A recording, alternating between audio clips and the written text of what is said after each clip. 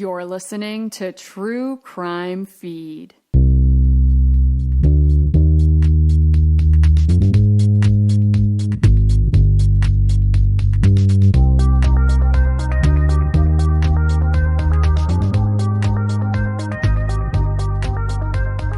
Welcome to True Crime Feed. I'm your host, Angela Ferrari, reviewing the best true crime podcasts from the past decade with a teensy bit of humor, plus my top 3 true crime picks of the week. Up first on the docket, here's a show from the archives I think you will really enjoy. Let's discuss the case for Cover Story Season 2, Seed Money from New York Magazine. Here's a synopsis from the show page. What can a billionaire get away with these days? A secret bat cave? A harem of women? An international spy operation? Stealing the soul of a small town in Montana? A Silicon Valley venture capitalist was accused of running a massive sex trafficking operation by his best bro friend. And we unravel the truth about both of them. Their business, their breakup, their lies, and their embarrassing text messages. The story of a billionaire with a hero complex, the ex-spy who turned his life inside out, and us, the reporters who got caught in their macho drama. Ooh, messy. But before we go there, to take your listening experience to the next level, go to thetruecrimefeed.com and sign up for my newsletter where I curate visual aids to accompany the show. Key players this week are billionaire Michael Goguen and his ex-bro friend, Matthew Marshall. All right, I gotta confess something to you. Every week when I'm putting together a new episode for the show and I'm looking at a blank page, I will find myself being overwhelmed with this deeply intense feeling of crippling self-doubt. Like, what am I doing here, man? Recapping true crime stories and inserting pithy little quips? Who even needs me? This week, though, I had zero self-doubt because you need me for this one. We have on our hands here a diamond in the rough, a salacious, thought-provoking story that was turned into a long, meandering 6-episode hot mess of a podcast series.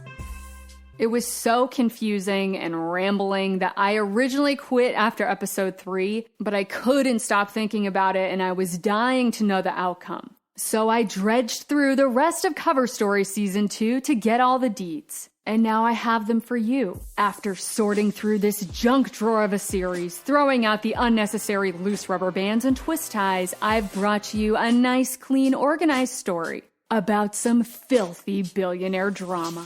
You're welcome. So let's get into it. Our story today is set in the resort town of Whitefish, located in Flathead County, Montana. For over 14,000 years, it was home to the Kootenai people, and it took a while for outsiders to move in. Europeans would pass through on the occasional hunting or fur trapping excursion, and then in the 1880s, the first permanent settler built a cabin on the shores of the beautiful Lake Whitefish.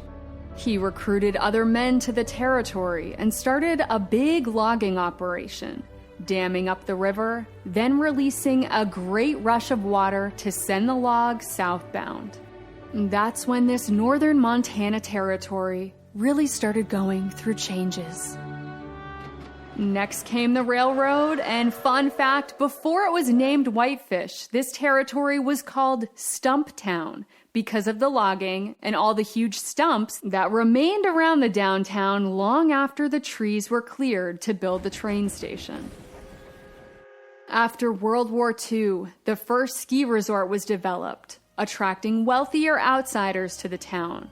Between the lovely Lake Whitefish and the incredible Big Mountain ski slopes, Whitefish transformed into a vacation destination. Their town motto became Montana's Outdoor Recreational Playground. It has a much nicer ring to it than Stumptown. Over the past few decades, Flathead County, Montana has continued to grow in population, especially after the pandemic. Many temporary vacationers began to settle down permanent routes. And longtime Whitefish residents start seeing Porsches cruising around backcountry roads. And former rustic camps with no plumbing were being demolished to make way for mansions with $6,000 toilets. Locals could easily spot the wealthy outsiders. They always had this very specific style, like they spent a lot of money to look like a rustic mountain man. The obvious tell was the scuff-free leather boots adorned with tassels. And more than one billionaire now calls Whitefish their permanent home. Bill Foley, owner of the Las Vegas NHL team, the Golden Knights, he owns a ski resort, a ranch, and a few restaurants in Whitefish. Plus, billionaires Mark and Robin Jones, founders of Goosehead Insurance, they've bought up so much property that they now own nearly 1/5 of all private land in Flathead County. But one billionaire gets top billing for his role in shaping Whitefish. His name is Michael Goguen. Mike made his billions in Silicon Valley, a former partner at the venture capital firm Sequoia Capital. He was on the board of a lot of other tech startups with dumb names like Avanex, Netiverse, and Infoblox, spelled with an X. So anyway, Mike takes his billions to Montana and builds a 75,000 square foot compound on Whitefish Lake. He then starts making big philanthropic investments in the local community. He creates a land trust for a public trail system, and he also launches a nonprofit called Two Bear Air Rescue Service. Mike purchases 2 state-of-the-art helicopters to help aid in search and rescue efforts around the North Montana wilderness. Mike also takes EMT classes himself, so he can be a part of said rescue missions. Folks in town are surprised they've never seen any kind of philanthropy like this before. Mikey Gogues even earns himself the nickname of Batman. He's quoted in a rare interview with the Flathead Beacon saying, "I love this place for the same reasons that everyone else does. I find it incredibly satisfying and rewarding when I do something that helps people in a significant way or solves a tough problem." In addition to his many philanthropic investments, Mike is an investor of Proof Research Inc., a firearms company that produces rifles for hunting and for the military, and that's based in the nearby town of Columbia Falls. Mike was also the sole investor of Casey's Bar and Grill, a former saloon dating back to 1900 that was renovated into a 5-story bar, grill, dance club, and event venue with rooftop views of gorgeous mountain vistas, located in a prime corner of real estate in downtown Whitefish. More on Casey's Bar and Grill later. Because first, we need to talk about another one of Batman Michael Goguen's philanthropic ventures, a private security firm called Bruce Wayne Enterprises. JK. The firm was actually called the Amantor Group. And to head the Amantor Group, Mike enlists the help of a former high-ranking military intelligence official named Matthew Marshall. Billionaire Mike is connected with military Matt through a mutual friend and former actor from the movie Bring It On, Huntley Ritter. I know, totally random, right? If you don't remember, Huntley plays Les, the token gay male cheerleader in Bring It On. After that movie, Huntley goes on to have a very successful career launching a video advertising company, producing projects like that viral Virgin Airways safety dance video starring Todrick Hall. Huntley's company is based in Whitefish, Montana, and he connects Mike with Matt. Here's where we start to experience some, let's say, different accounts. Military Matt said his first encounter with billionaire Mike was at an upscale topless bar in Las Vegas called the Spearmint Rhino. The only thing worse than names of tech startups are the names of swanky strip clubs. According to military Matt, the billionaire Batman Mike was really into spycraft and soldier war stories. He wanted to learn about Matt's experience in the world of intelligence and see if the two had value alignments for a joint venture. Mike's vision for his private security Amnitor group was to secure hundreds of millions of dollars in government contracts to do things like fight drug cartels in Mexico, or rescue kidnapped victims from Islamic terrorist groups, or spread pro-American propaganda in developing nations. America! Matt then claims that Mike handed him a huge roll of hundreds. He estimated about $5,000 in total. And Mike told Matt, "Have a great rest of your evening at the Spearmint Rhino. Just please bring me back any leftover money in the morning." And then Mike skedaddled into his next appointment in the private back room. Matt figured he was being tested, so the next day he meets up with Mike and hands him back the roll of cash.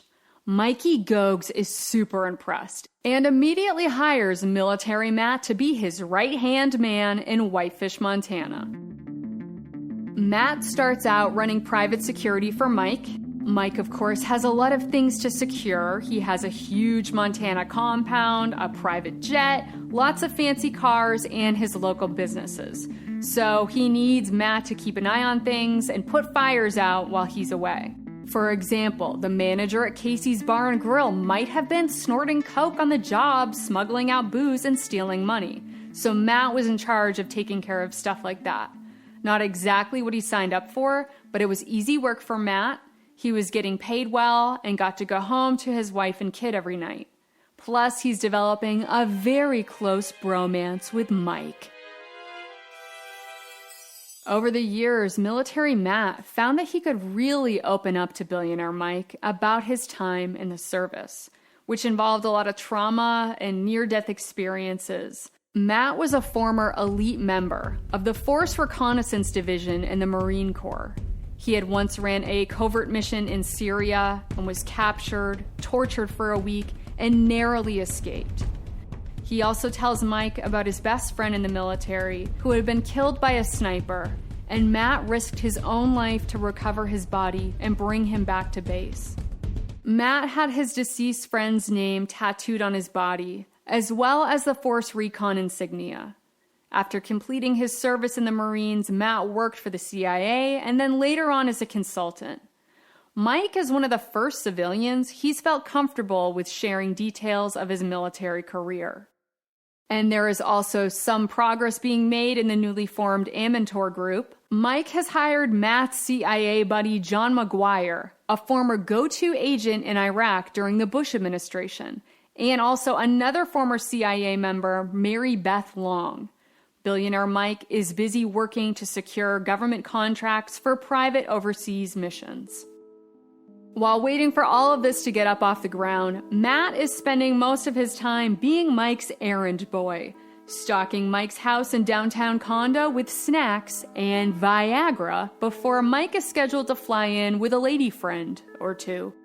He was starting to feel a little disillusioned with the lack of progress being made with the Amnitor group. They did, however, complete 5 small operations, including rescuing some kidnapped DEA agents in Mexico. But the money and the mission started to dry up. It was getting harder and harder to get a hold of Mike. This was all a far cry from the original mission Matt was pitched. He had been expecting to be organizing these global do-gooder missions all around the world, but the government contracts and funding for the projects kept falling through. Instead, Matt's job had essentially been reduced to being Mike's personal bouncer and TaskRabbit. According to Matt, the final straw came when Mike asked him to have someone killed. I guess there was this dude, a former friend of billionaire Mike, and they had a falling out, and now the guy was blackmailing him, threatening to go public with all of Mike's dirty little secrets, so Mike wanted Matt to take him out. That's the story anyway, and Matt says this was the turning point for him. So along with his CIA buddy John McGuire and 2 other plaintiffs, Matt Marshall files a $300 million lawsuit claiming billionaire Mike's bad reputation was hurting the Amnitor group, and therefore the company couldn't obtain the necessary top-secret security clearance. They were suing for lost wages, and they were also making scathing allegations against Mike Gogan. John McGuire told New York Magazine reporters that Mike was running a sex trafficking operation in Whitefish. John claimed Mike was using his private jet to bring girls up, keep them in a safe house, and make them available for private events. Which brings us back to Casey's Bar and Grill. In addition to the restaurant's 5 stories, there was also a basement, accessible only to a handful of VIPs via private access code.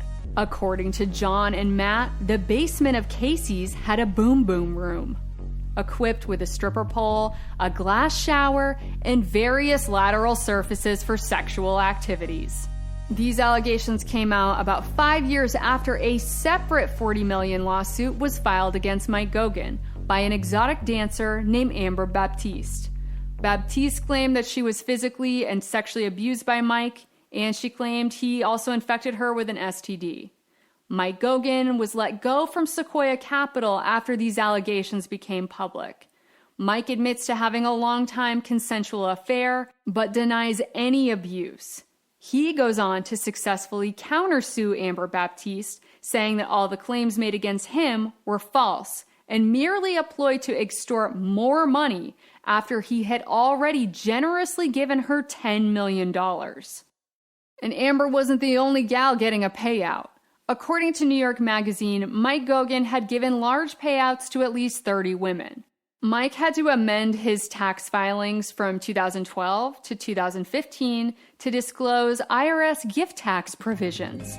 He had given away millions to women who he had been romantically connected to, either giving them cash directly or through the form of LLCs. LLCs with names like Liquid Kisses, NT Cookies, or Laugh Out Loud. And these are real, legitimate business investments and definitely not shell companies created to pay women for favors, okay? So yeah, maybe a little bit icky, but nothing proven to be illegal here. Later on, that lawsuit brought by ex-bro friend Matt Marshall was dropped by Judge Donald Malloy and dismissed with prejudice in May 2022. Mike Gogan denies all claims alleged by Matt Marshall and John McGuire. Mike does acknowledge his affairs. He's been married 4 times. He admits to not being the perfect husband and making mistakes, but he insists all of these romantic encounters were consensual and he deeply cares for these women. Mike's just a misunderstood billionaire who's been taken advantage of for his generosity. And this whole time, all he's ever wanted to do was use his money to help people. Like Batman. Wow, so all this smoke and no fire? I thought this show was about true crime, Angela. What gives? Well, you're absolutely right, dear listener. This isn't a crime story about billionaire Michael Gogan. This is really the story of con man Matt Marshall.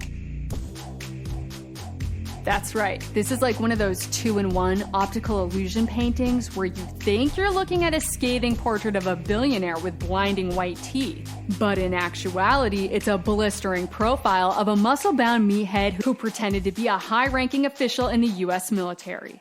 That's right. Matt Marshall was never in the 1st Recon Division in the Marine Corps. He was never in the CIA either. Although he did serve in the Marine Reserves, where he accrued 82 absences before he was discharged without honors.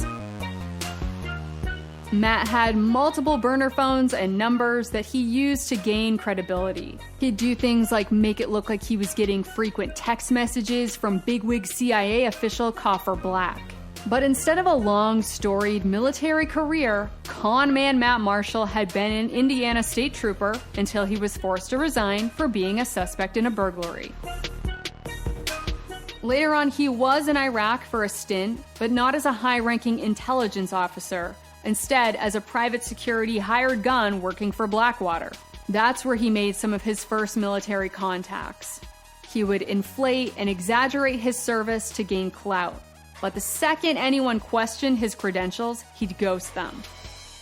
Mike Gogan first got word that his number 2 man, Matt Marshall, might be a fraud from a friend of a friend named Evan Hafer, who is an actual former CIA officer and Green Beret who now owns Black Rifle Coffee Company. Hafer said he once hired Matt Marshall to do some advisory work for him, but quickly started to notice Matt's stories weren't adding up.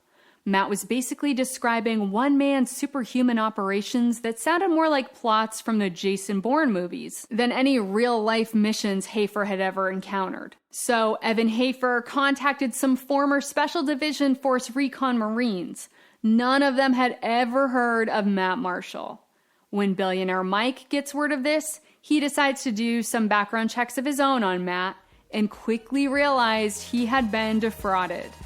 Those 5 missions Matt had ran for Amantor, they were all lies.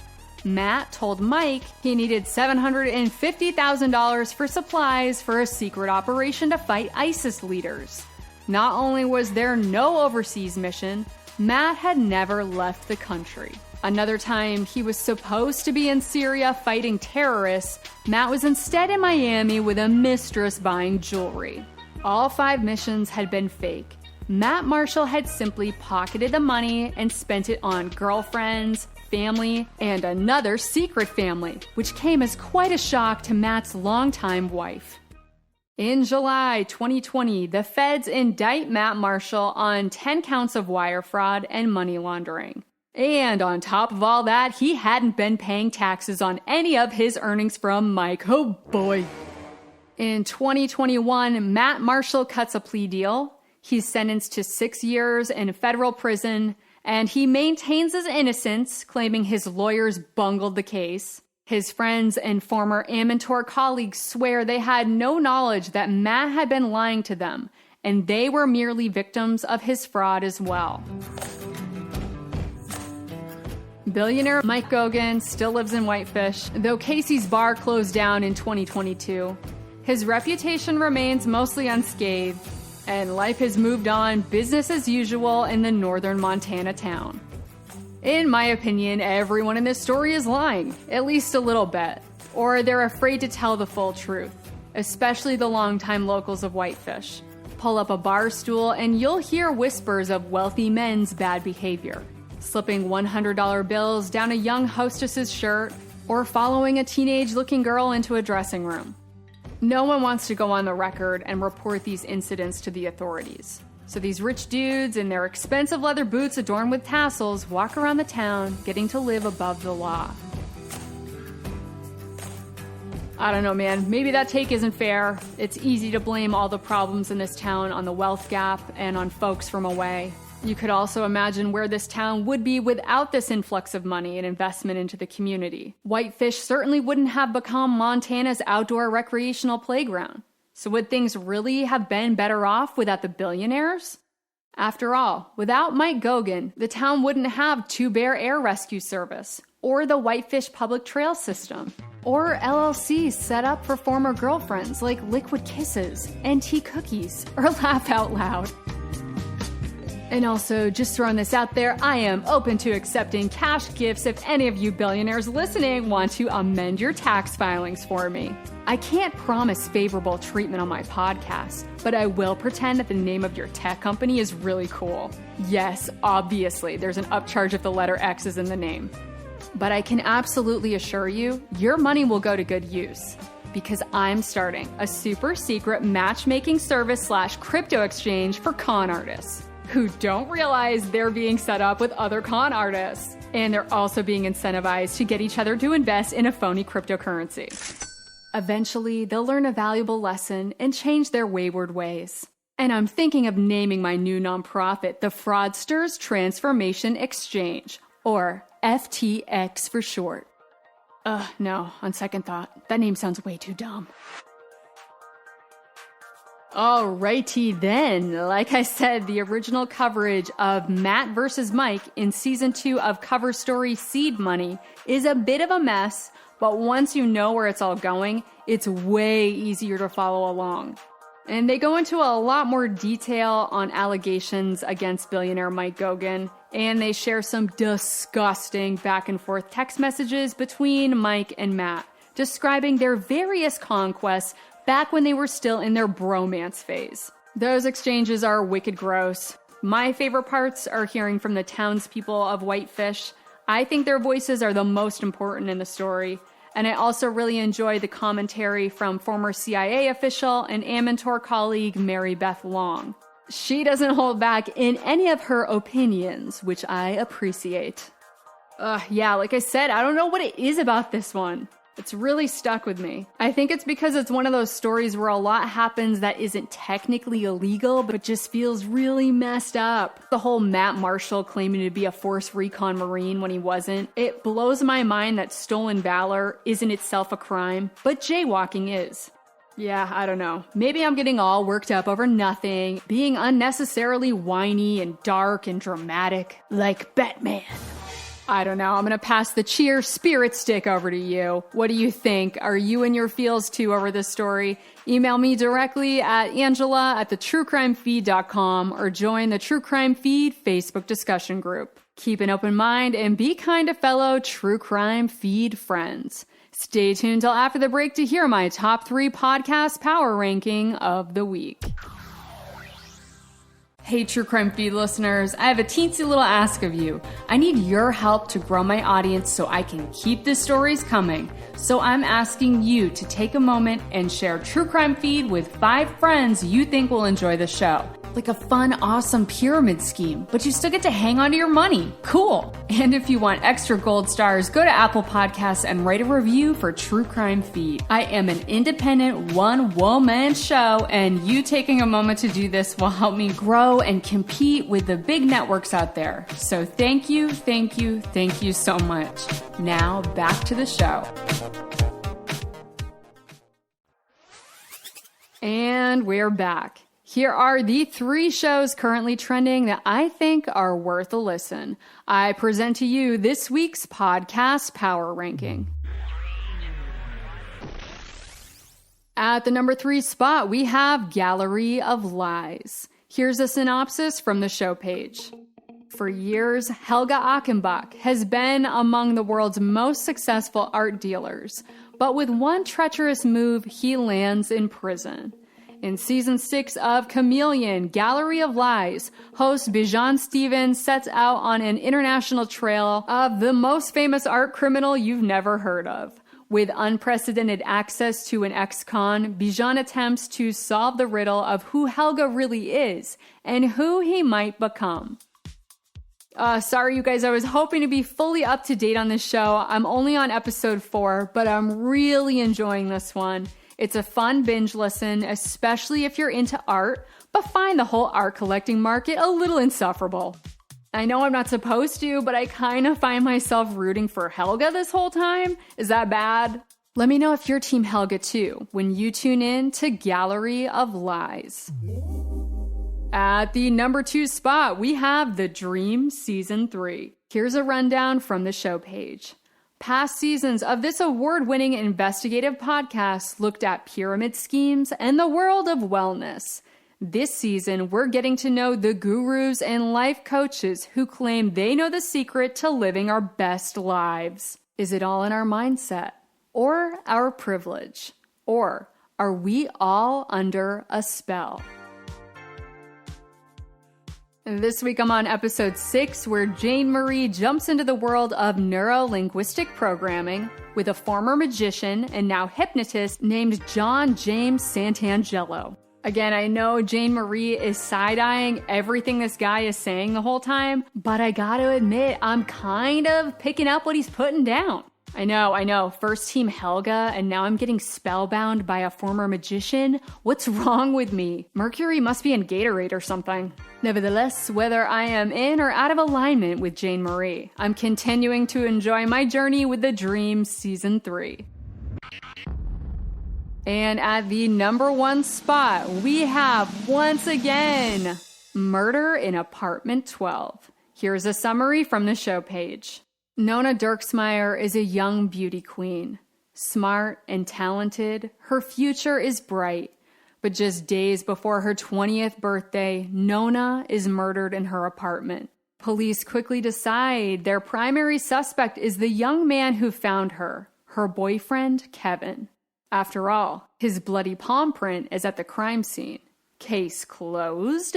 Not by a long shot. In Dateline's latest original podcast series, Keith Morrison tells the story of 3 trials, 2 suspects, and one small town where things are not always what they seem. On this latest episode, we encounter the other suspect in the Nona Dirksmeyer murder case who's wreaking havoc, causing some folks to have a change of heart. Keith continues to get persnickety with local Arkansas law enforcement. I've said it once and I'll say it again. Murder in Apartment 12 is peak Keith Morrison. I love you, Keith Mo! Now for my miss of the week. We have Crooked City, Season 3, Dixon, Illinois. Here's a rundown from the show. This is a story about a woman who came to be known as the Horse Queen. She owned hundreds of champion quarter horses on her ranch outside the small city of Dixon, Illinois. And she was also Dixon's treasurer/comptroller. Yet no one ever thought to ask how she could afford all of those horses on the salary of a civil servant. Until the FBI raided City Hall in 2012 and Rita was arrested. For 20 years, Rita Crundwell worked hard to become the world's largest and most successful quarter horse breeder, while also becoming America's most prolific municipal embezzler. Dude, I love me some Mark Smerling. In addition to being the creator of Crooked City, he was also a producer on the docuseries The Jinx, and he was also the co-host of Crime Town, which is one of my all-time favorites. I usually think Smerling's instincts for story selection are dead on. But this latest season does not fit the classic Mark Smerling/Crooked City brand I've come to know and love, because this case is not about a crooked city. It's about a crooked person. The crime occurred way too recently, and pretty much everything we needed to know about Rita Crundwell is already out there. It's been expertly covered in podcasts like Swindled, and in that documentary, All the Queen's Horses. This season of Crooked City lacks that edge and gonzo style I'm accustomed to in a classic Mark Smerling joint. I hope he gets things straightened out for Season 4, but for now, I'm gonna have to send Crooked City, Season 3, Dixon, Illinois, down my podcast queue trapdoor.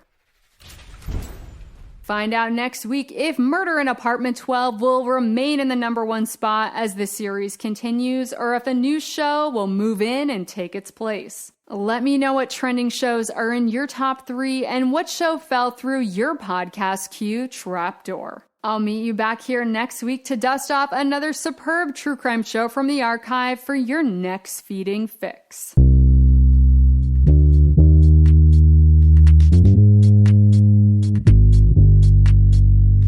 That's all for today's True Crime feed. Don't forget to sign up for my weekly newsletter where I post links to my top 3 favorite shows of the week and bring you fabulous visual aids for every episode. Be sure to follow the show on Instagram, Twitter, and Facebook to join the conversation. And if you enjoyed the show, please leave a review and tell your fellow partners in crime to listen to True Crime Feed. Thanks for riding along and allowing me to be your audio accomplice. Join me next week for another feeding.